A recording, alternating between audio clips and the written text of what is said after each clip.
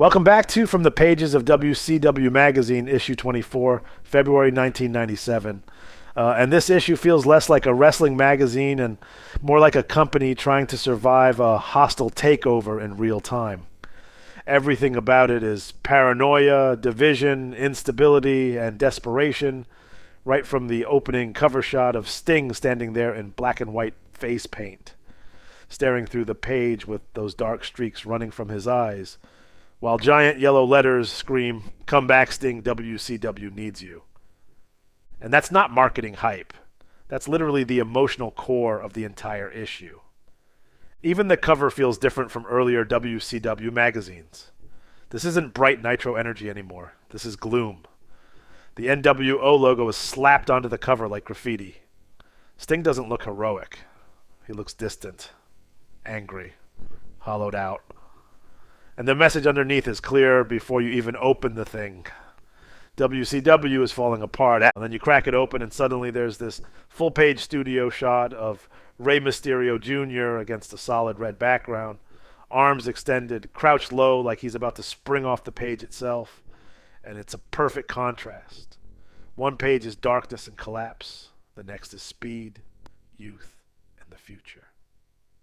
Then you hit the editor's note from Colin Bowman, and immediately the magazine breaks kayfabe just enough to blur the line again. He calls 1996 the single most important year in wrestling. Talks about the magazine entering its third year. And then openly complains about the NWO infiltrating the publication itself. Not metaphorically, literally. He says they've removed Eric Bischoff's name from the credits on purpose because they now know he's behind the NWO. It's written half like an editorial and half like wartime propaganda.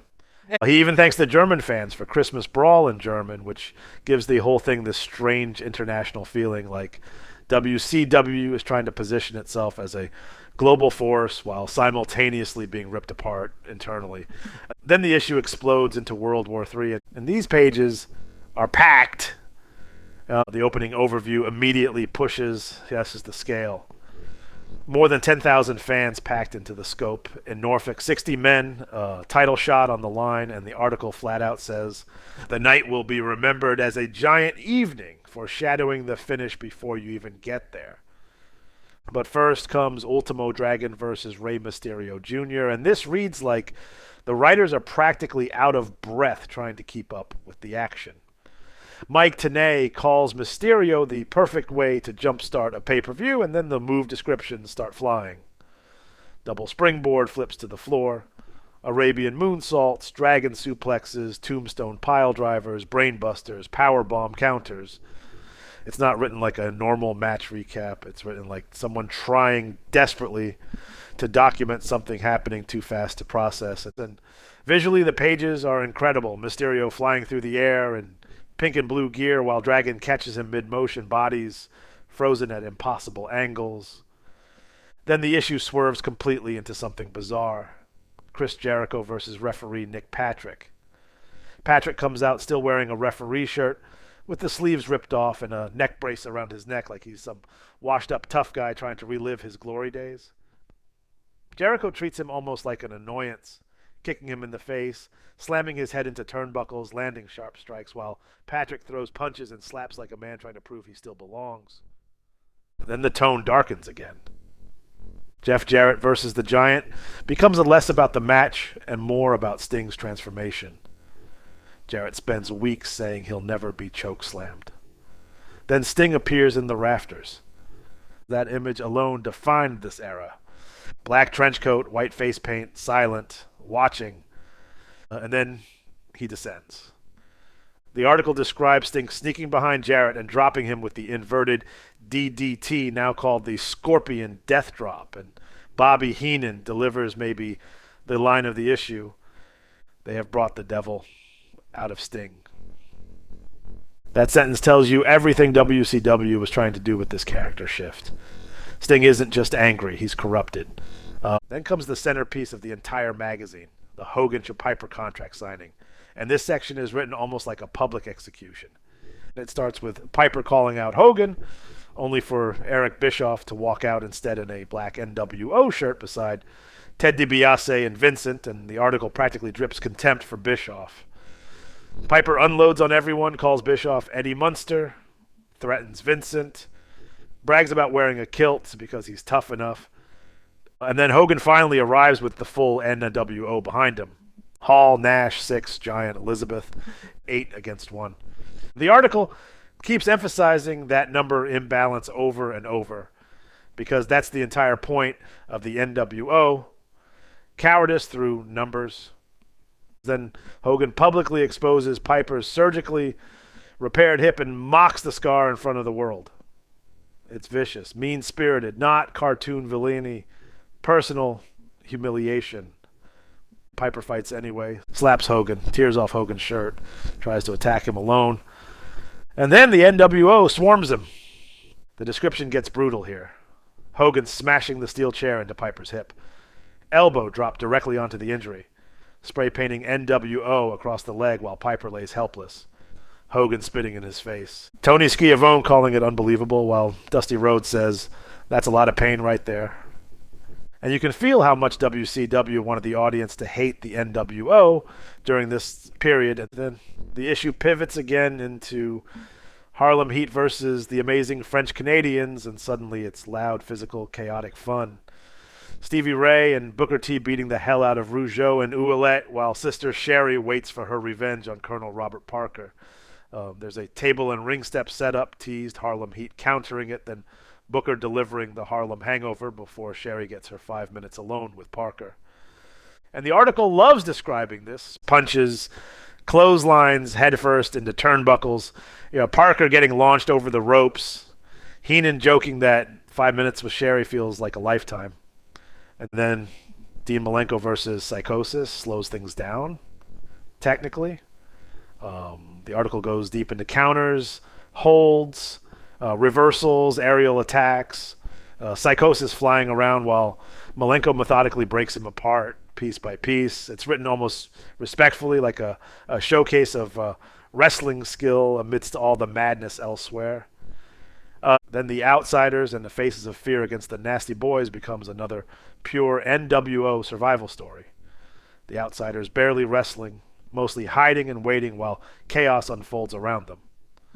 Barbarian attacking referees, Nash jackknifing Sags, NWO tactics over Honor again. And then you hit the 60-man battle royal, and the section just keeps going and going because the match itself was total mayhem. The article openly says there were no real friendships, temporary alliances only, Horsemen and Dungeon of Doom brawling out of the ring and through the aisles, announcer Lee Marshall literally getting knocked over during the fight. Meanwhile, the NWO stays huddled together in the corner like vultures.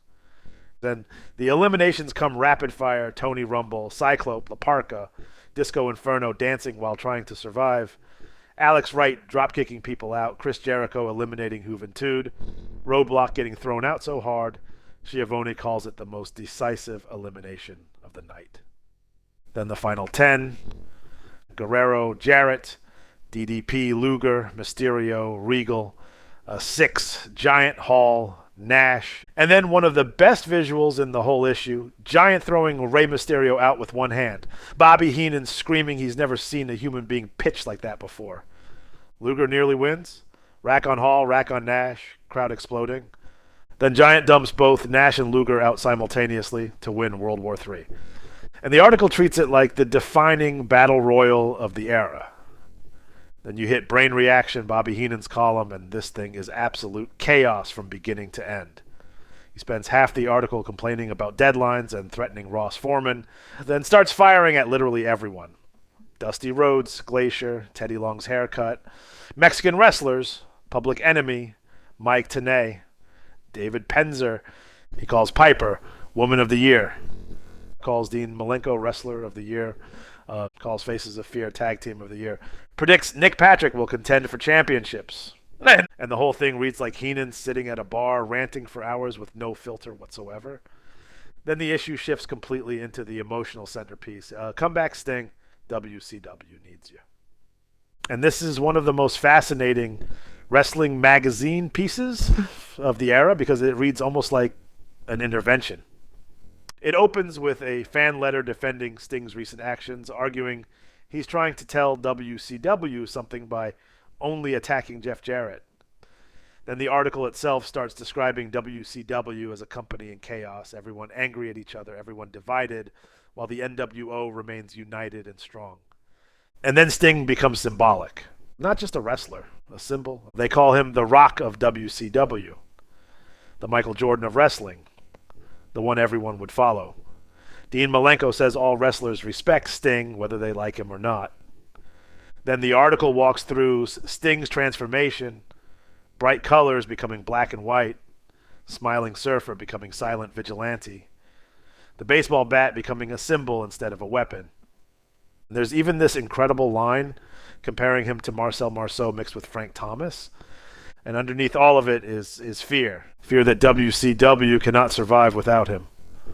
The article literally screams at the end, we need Sting back in WCW supporting WCW, and we need him now. That desperation feels real. Then Feud for Thought turns into a full psychological war between Kevin Sullivan and Chris Benoit. And the tone becomes deeply personal. Sullivan talks like a manipulative cult leader. Benoit talks like a man obsessed with revenge. Woman hangs over the entire piece like a ghost neither man fully wants to discuss. Bathroom ambushes, Baltimore attacks, MR is CAT scans. Sullivan claiming Benoit is helping the NWO by dividing WCW. Benoit accusing Sullivan of cowardice. And Lee Marshall says it best. This isn't a loser leaves town feud. This is a loser has his life ruined feud. That line hangs over the whole article. By the time you reach the back sections, predictions, hotline rumors, Medusa's assessment, Regal's column, the mood of the issue is already set. WCW is fractured, the NWO is winning, and everyone is waiting for Sting. That's the emotional thread running through every page of this magazine. And if you were reading this in early 1997, you weren't reading about wrestling anymore. You were reading about survival. If this brought you back, save it and come back to it. Drop your memory from this issue. See you next time. Farewell from the Empire State.